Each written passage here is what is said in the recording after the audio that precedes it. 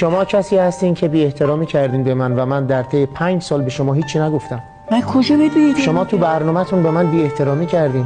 کدوم برنامه؟ برنامه 7 شما به من بی احترامی کردین. شما به شدت آدم باسواد و منحصر به فردی هستین به جهت داشتن حافظه بی‌نظیر. شما توی برنامه‌ای ور دارید به من توهین کنید. توی خنده به من گفتید که حامد تو این سبکی بازی می‌کنی، به اصطلاح مردم میگن این دیوونه بازیایی که می‌کنی توی سن 40 سالگی به یه هنرمندی مثل من وقتی میگین دیوونه بازی، من به خودم نگاه می‌کنم میگم آقای جیرانی دیوونه بازی تعریف داره، پرانتز داره، یک گپ داره. من خیلی از شما کم توقعیم شد.